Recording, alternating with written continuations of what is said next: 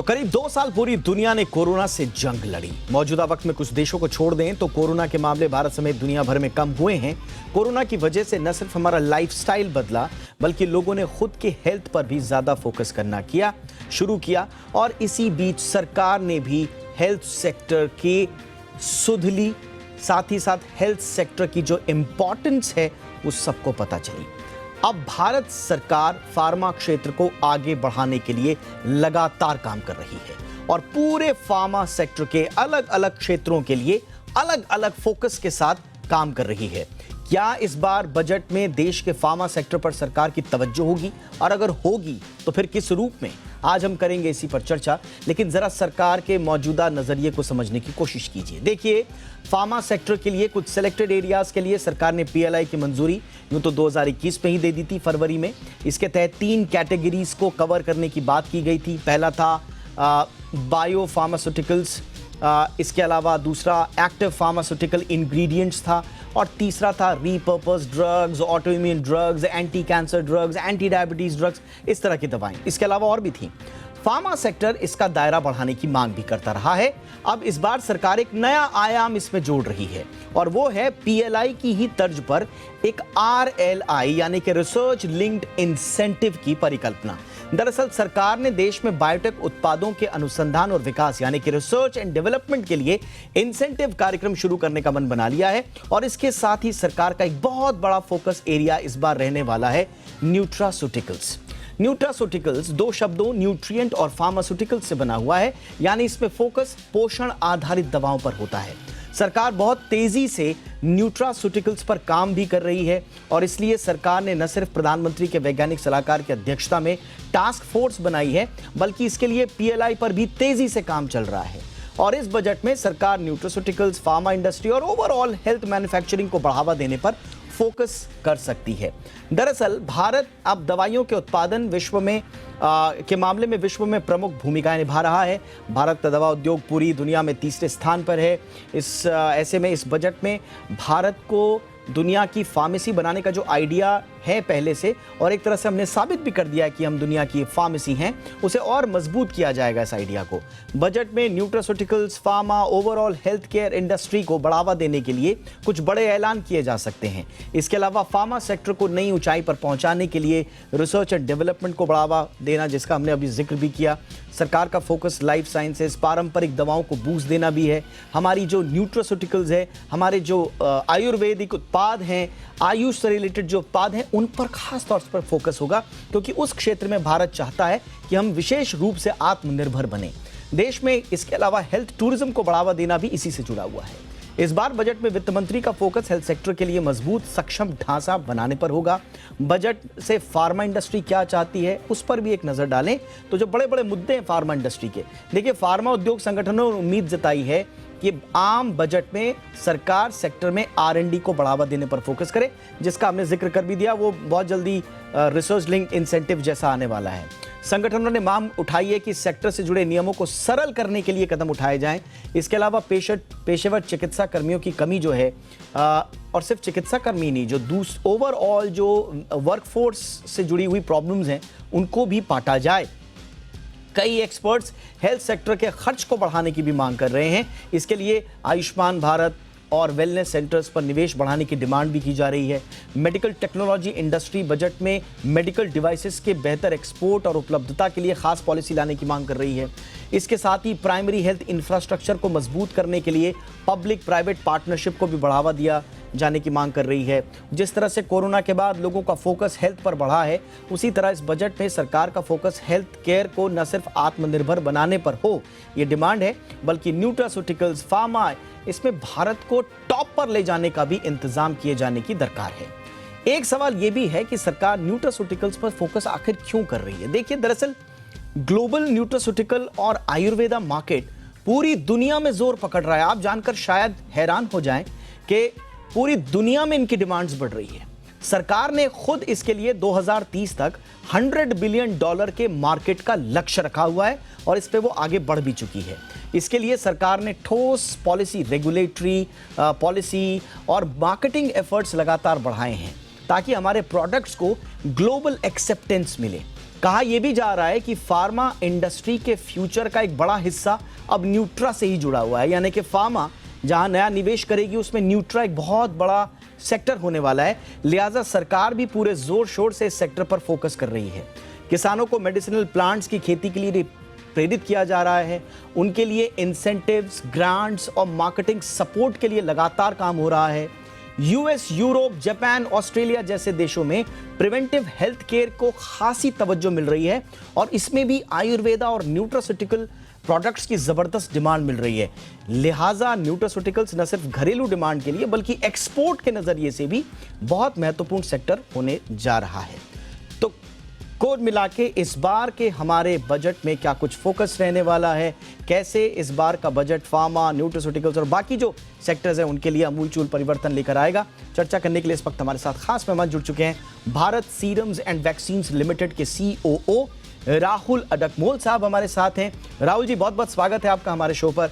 और हमारे साथ नीति आयोग में ऑफिस ऑफ वाइस चेयरमैन में डायरेक्टर उर्वशी प्रसाद जुड़ चुकी हैं। उर्वशी मैम, आपका भी बहुत बहुत स्वागत है। उर्वशी मैम, आपसे ही मैं चर्चा की शुरुआत करना चाहूँगा। हमने देखा है जब भी हेल्थ केयर फार्मा सेक्टर की बात आती है, बजटरी एलोकेशंस की बात आती है, नई पॉलिसीज़ की बात आती है, तो सरकार बहुत क्लोज कोऑर्डिनेशन में काम करती है नीति आयोग के। इस बार नीति आयोग के मन में क्या चल रहा है, किस तरह के इनपुट्स की हम उम्मीद कर सकते हैं ताकि पूरी फार्मा इंडस्ट्री को एक बूस्ट मिल पाए? मैम जी, तो जैसा कि आपने कहा, बहुत सारे क्षेत्र हैं हेल्थ सेक्टर में जिन पे ध्यान देना ज़रूरी है। ख़ास तौर से अब हम ये महामारी से करीब-करीब बाहर निकल रहे हैं, तो और भी जो स्वास्थ्य का सिस्टम है उसको मजबूत करना है। तो सरकार की तरफ से बहुत बड़ी एक फोकस रहेगी जो हमारा पब्लिक हेल्थ सिस्टम है। जैसा कि आपने आयुष भी बोला, उसमें आता है कि लोगों को ज़्यादा हम स्वस्थ कैसे रख सकें, जो कि ज्यादातर हमारे हेल्थ सिस्टम में आप देखेंगे कि बीमारी की बात होती है कि बीमारी को ठीक कैसे करें, लेकिन सरकार पूरा वो एक अप्रोच बदलने की कोशिश कर रही है। देखिए, सरकार भी नए नए तरीके लगातार इजाद कर रही है कि कैसे बूस्ट अप दिया जाए, जैसे हमने जिक्र भी किया। राहुल जी, आपकी डिमांड इस वक्त क्या है? आप क्या चाहते हैं सरकार से? इस बार किस तरह के बजटरी एलोकेशंस हो ताकि बूस्ट मिल पाए पूरे फार्मा सेक्टर को? देखिए, पहली बात तो ये है कि जहाँ से हमने शुरू किया और जहाँ हम जा रहे हैं, वैसे हम देखा जाए जो बजटरी एलोकेशन था लगभग 2% से ज़्यादा हम अभी एलोकेट कर रहे हैं, जो हालांकि कुछ सालों तक 1% के आजू बाजू था। तो ये काफ़ी बड़ी चीज़ हुई है। आई थिंक जो डायरेक्शनली हम जिस तरीके से जा रहे हैं वो काफ़ी अच्छे तरीके से जा रहे हैं। हमारा GDP ग्रोथ भी बहुत अच्छे से हो रहा है, तो उसका दोनों का मिला के एक एम्पलीफाइंग इफेक्ट आ रहा है। हम बहुत बार डिबेट करते हैं कि क्या 2% सही है, नहीं है। बाकी देशों में किसी में 4%, किसी में 6%, किसी में 10% है। लेकिन क्या हमारे देश के हिसाब से अगर आप उसको क्या मायने रखता है ये 2%, अगर आप थोड़ा डाइसेक्ट करेंगे तो मैं मानता हूँ कि जैसे अगर हमारा GDP पर कैपिटा है वो लगभग $2500 है, वो बदलते रहता है एज GDP ग्रोथ, तो उसका अगर हम 2% लेते हैं एलोकेटेड, वो लगभग $50 के आजू बाजू आता है। तो $50 यानी आज के इसमें 4000 रुपये होते हैं। तो 4000 रुपये पर हर एक व्यक्ति के लिए साल भर के लिए अगर हम एलोकेट करते हैं, हम सब जानते हैं कि हेल्थ केयर हम जब जाते हैं, बीमार होते हैं, तो कितना एक्सपेंसेस आता है। तो उसके हिसाब से 4000 आप देखेंगे तो जनरली तौर से इतना ज़्यादा पर्याप्त नहीं होता है आम लोगों के लिए भी। तो अगर हमें उसमें कुछ ठोस कदम लाना चाहते हैं हम लोग, तो उसमें बेसिकली इसको सब्सटेंशियली बढ़ाने की ज़रूरत है। तो हम डिबेट कर सकते हैं 2.1%, 2.2%, 2.3%, लेकिन मेरे हिसाब से इसमें एक बहुत ही ज़्यादा बढ़ोतरी की आवश्यकता है। एंड जैसे मैंने कहा कि GDP जिस तरीके से हमारा ग्रो हो रहा है, उसको बहुत ही अच्छा एम्पलीफाइंग इफेक्ट आएगा और उससे बहुत ही ज़्यादा एक ग्राउंड लेवल पे बहुत चेंज हम कर सकते हैं। बिल्कुल। दूसरा मैं कहना चाहता हूँ कि देखिए, आज हमारी, जैसे आपने कहा कि हमारी फार्मा इंडस्ट्री काफ़ी ग्लोबल हो चुकी है, हमारी दवाइयाँ देशों विदेशों में जा रही है आज। तो हम चाहते हैं कि जैसे इनको बढ़ावा देने के लिए, जैसे गवर्नमेंट ने अभी बहुत अच्छी सी स्कीम्स लाई थी, PLI जैसे, बहुत सारे लोगों को उसका बेनिफिट मिला, बट हम चाहते हैं कि उसका थोड़ा स्कोप बढ़े, उसकी व्यापकता बढ़े, ताकि उससे ज़्यादा बेनिफिट मिल सकता है। हम WTO के सिग्नेटरी होने के वजह से हमें काफ़ी सारे रिस्ट्रिक्शंस भी है एक्सपोर्ट सब्सिडरी के तहत, बट फिर भी हम चाहते हैं कि एक्सपोर्ट बढ़ाने के लिए हम किस तरीके से और ज़्यादा इंसेंटिव्स क्रिएट करें ताकि हमारा जो हम आज बोलते हैं कि हम फार्मेसी ऑफ द वर्ल्ड है वो काफ़ी हद तक काफ़ी सक्सेसफुल हो जाए आगे जाके। Absolutely absolutely. और तो मेरा इस दूसरा मुद्दा फार्मेसी ऑफ यही द है वर्ल्ड कि- की जो परिकल्पना में एक मेरे साथ बहुत खास मेहमान इस वक्त जुड़ चुके हैं। हमारे साथ भारत सरकार के न्यूट्रा टास्क फोर्स जो बनाई गई है उसके मेंबर अमित श्रीवास्तव जुड़ चुके हैं और न्यूट्रास्यूटिकल का पूरा जो इकोसिस्टम तैयार हो रहा है उसमें बड़ी महत्वपूर्ण भूमिका ये और इनकी टीम निभा रही है। अमित, बहुत बहुत स्वागत है। हम अभी एक्सपोर्ट्स की बात कर रहे थे, अभी उर्वशी मैम ने भी कहा कि आयुष रिलेटेड प्रोडक्ट्स जो हैं उन पे भी हमारा फोकस होना चाहिए। मुझे बताइए, भारत में हम देख रहे हैं कि यूएस, हमने अपनी रिपोर्ट में बताया, यूएस में, यूरोप में, ऑस्ट्रेलिया में जो प्रिवेंटिव हेल्थ केयर है उस पे न्यूट्रास्यूटिकल्स का और आयुर्वेदा का बड़ा जबरदस्त चलन है, वहां पर डिमांड बहुत जबरदस्त है। भारत में अब धीरे धीरे लोगों को समझ में आ रहा है और कहा यह जा रहा है कि फ्यूचर अब यही है। क्या ऐसा करना होगा कि ये पेसअप हो, ये जर्नी हम और तेजी से आगे बढ़े इसमें? Thank you. ये बहुत इंपॉर्टेंट क्वेश्चन है और न्यूट्रोस्यूटिकल टास्क फोर्स इस पर काफी दिनों से लगा हुआ है। अनफॉर्चुनेटली एक पॉजिटिव एंगल से रिजल्ट्स आ रहे हैं। पहला कि अगर इंडिया को ग्रो करना है, इसको इस अपॉर्चुनिटी को लेवरेज करना है, तो न्यूट्रोस्यूटिकल इंडस्ट्री को एक लीगल तरीके से गवर्नमेंट को रिकग्नाइज करना होगा। जान के खुशी होगी आपको कि न्यूट्रोस्यूटिकल टास्क फोर्स के एफर्ट से मिनिस्ट्री ऑफ कॉमर्स में न्यूट्रोस्यूटिकल पैनल क्रिएट किया गया है और इस पैनल के रिकमेंडेशन की वजह से आज मिनिस्ट्री ऑफ फूड प्रोसेसिंग मोफपी एक काफी बड़ा स्टेप लेने की कोशिश कर रहा है, जहां पर वो न्यूट्रोस्यूटिकल इंडस्ट्री के लिए पीएलआई स्कीम डिजाइन करने की कोशिश कर रहे हैं। देखिए, इंडिया में कैपेबिलिटी है, हमारे पास एक नॉलेज रिसोर्स है जिसको हम आयुर्वेदा कहते हैं। इंटरनेशनली एक ही टर्मिनोलॉजी यूज होता है, डाइटरी सप्लीमेंट्स। डाइटरी सप्लीमेंट जो इंडस्ट्री है अमेरिका में जो सबसे लार्जेस्ट है, उनको डाइटरी सप्लीमेंट्स चाहिए और वो आते हैं इंग्रेडिएंट से या फॉर्मुलेशन से।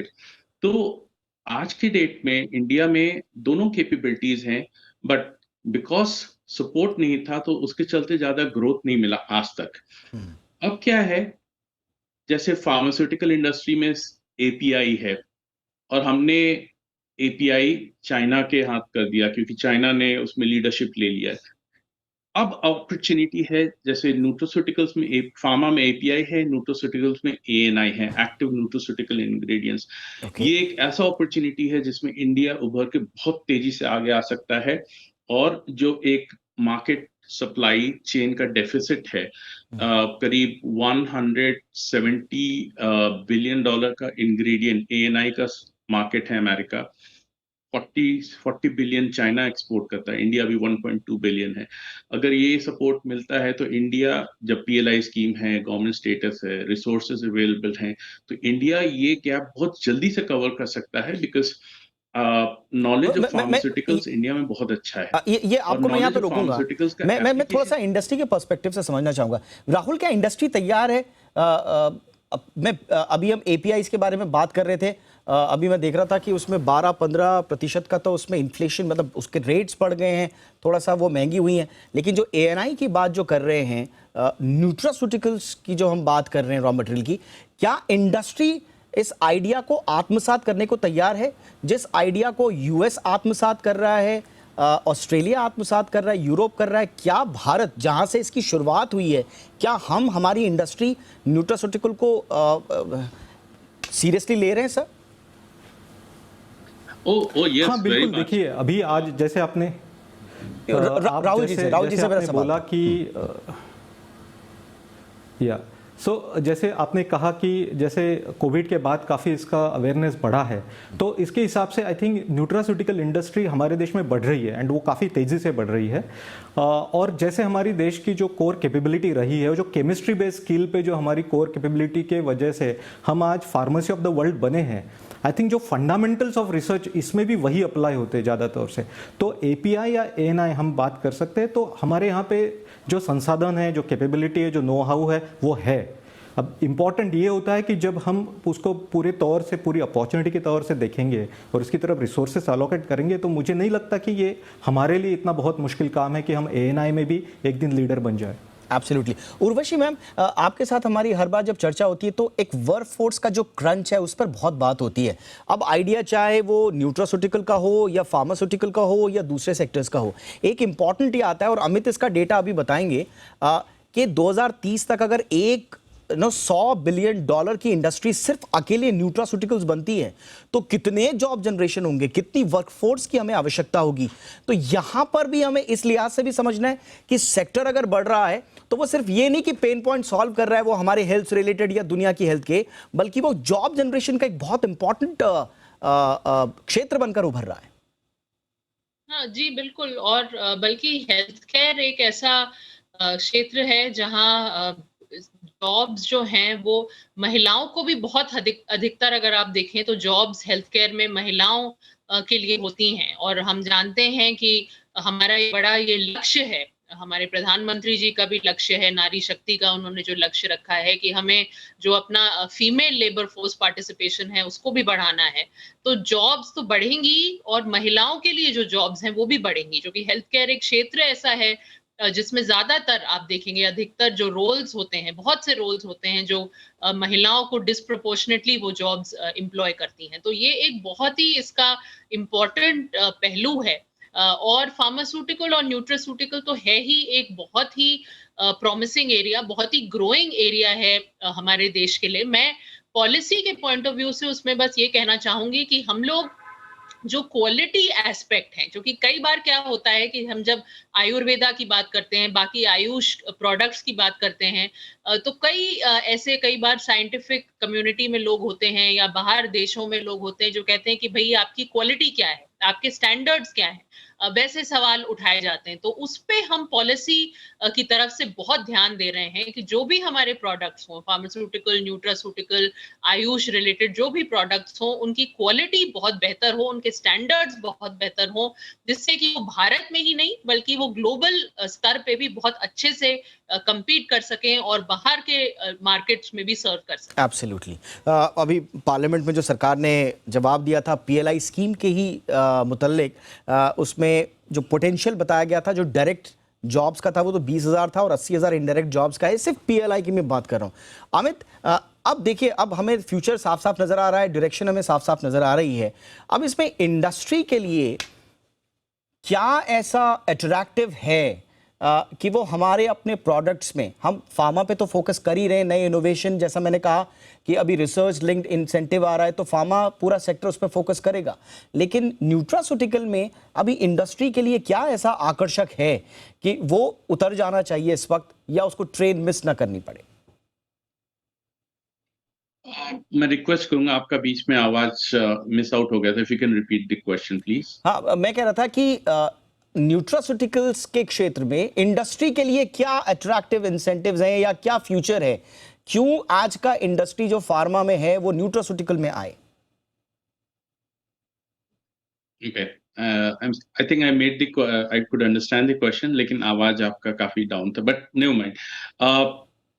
देखिए, फार्मास्यूटिकल इंडस्ट्री न्यूट्रास्यूटिकल्स में एंटर करेगी और मेरे एक्सपीरियंस से एक सस्टेनेबल स्केलेबल इंडस्ट्री जो न्यूट्रास्यूटिकल्स का है, जिसको हम बोलते हैं एथिकल न्यूट्रास्यूटिकल्स, जो डॉक्टर्स के थ्रू, डाइटिशियंस के थ्रू प्रमोट किया जाता है, वो बाहर एक फार्मास्यूटिकल कंपनी आसानी से उठा के ले जाएगी।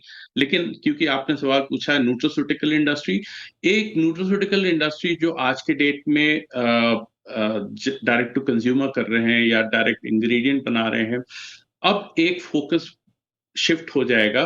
वो ये है, focus on clinical trial, focus on publication of research work, जिसके तहत जो आउटकम है वो प्रोडक्ट्स में उभर के आना चाहिए, जिसके चलते एक मेडिकल कम्युनिटी से एंडोर्समेंट मिलेगा, डाइटेटिक्स कम्युनिटी से एंडोर्समेंट मिलेगा, तभी वो कंज्यूमर्स में बिलीवेबिलिटी आएगा और रिपीट परचेजेस होंगे। आज के समय में ये प्रेशर ऑलरेडी बिल्डअप हो रहा है। आप देखेंगे कि बड़ी-बड़ी कंज्यूमर कंपनीज एक एथिकल न्यूट्रास्यूटिकल कंपनीज को बाय आउट कर रही हैं। इसलिए कर रही हैं क्योंकि डिमांड इज देयर और आज के डेट में जीरो से स्टार्ट करने से अच्छा जो स्टार्टअप्स हैं इंडिया में जो अच्छा रिसर्च करके ऊपर आए हैं उनको एक्वायर करके बड़ी कंपनीज न्यूट्रिशन की आगे बढ़ रही है। तो आपका जो सवाल था क्या उसमें क्या करना चाहिए और should they get into it, already ये एक मोमेंटम आ गया है। फार्मास्यूटिकल तो काफी तेजी से आगे बढ़ रहे हैं और जो एक डायरेक्ट टू कंज्यूमर न्यूट्रोस्यूटिकल इंडस्ट्री है वो भी एक एथिकल न्यूट्रोस्यूटिकल्स की तरफ आगे बढ़ रहे हैं और सारा इन्वेस्टमेंट उसी की तरफ जा रहा है क्योंकि वहीं पर सस्टेनेबिलिटी और स्केलेबिलिटी है, एब्सोल्युटली और बिलीवेबिलिटी है। एब्सोल्युटली सस्टेनेबिलिटी बहुत इंपॉर्टेंट है, स्केलेबिलिटी बहुत इंपॉर्टेंट है, किसी भी बिजनेस के लिए ये दो एस्पेक्ट बहुत इंपॉर्टेंट है। राहुल जी, अब आखिरी सवाल, हम पीएलआई की बात कर रहे हैं लेकिन अभी भी हमने देखा कि फार्मा में भी अभी पूरा दायरा नहीं हुआ है अभी कवर। कुछ इनिशिएटिव हमने ज़रूर लिए हैं 2021 फरवरी में जिसका मैंने जिक्र भी किया, लेकिन अभी चुनिंदा ही हैं उसके फ़ायदे। पीएलआई कितना इंपॉर्टेंट होगा इस बजट में फार्मा को पूरा एक बिगर पर्सपेक्टिव पे बड़ा कवरेज देने के लिए? नहीं, देखिए पीएलआई से तो हेल्प हुआ है एंड हमारे हिसाब से वो अच्छा इनिशिएटिव है, बट जैसे मैंने कहा उसका अभी भी दायरा काफ़ी केएसएम्स या कोई इंग्रेडिएंट तक सीमित है, तो उसका दायरा बढ़ाना चाहिए। और मुझे लगता है पीएलआई के साथ जैसे आपने आरएलआई की बात की कि रिसर्च के लिए अगर इंसेंटिव उसके साथ ज्वाइन किया जाए तो उससे बहुत फ़ायदा होगा, क्योंकि आज हम हमारी मैन्युफैक्चरिंग कैपेबिलिटी पता है दुनिया को, हमारी रिसर्च कैपेबिलिटी अभी हम दुनिया तक नहीं पहुँचा पाए और वहाँ पर काफ़ी रिस्क होता है, काफ़ी इन्वेस्टमेंट का भी लॉस होता है। तो इसके लिए ऐसी ही जगह है जहाँ पे आपको गवर्नमेंट का सपोर्ट चाहिए, जिस पे आप रिसर्च कर सकते हो। तो मुझे लगता है कि अलॉन्ग विद पीएलआई का थोड़ा आप स्कोप वाइडन कीजिए एंड आरएलआई अगर इसके साथ आता है तो that would really help the pharma industry. Absolutely. तो कुल मिला के इस बजट में सरकार को अब ये तय करना है कि अगले आने वाले एक दशक का थीम क्या होगा, क्योंकि हम जैसे बता रहे हैं कि ये आने वाला बजट जो है ये आने वाले कुछ सालों की एक थीम रखेगा। तो थीम रिसर्च में होगी, थीम न्यूट्रास्यूटिकल होगी, थीम क्या होगी ये कहना मुश्किल, लेकिन संकेत साफ हैं कि सरकार रिसर्च और न्यूट्रास्यूटिकल दोनों पर बहुत बुलिश है, बहुत फोकस कर रही है और मुझे लगता है कि आने वाले दिनों में इन दोनों क्षेत्रों में भारत ज़रूर आत्मनिर्भर बन पाएगा। बहुत बहुत शुक्रिया आप तीनों का वक्त निकालने के लिए। राहुल जी बहुत बहुत शुक्रिया, वक्त निकाला आपने। Urvashi ma'am thank you so much, आपने अमूल्य वक्त निकाला दर्शकों के लिए। अमित श्रीवास्तव आपका भी बहुत बहुत शुक्रिया सर।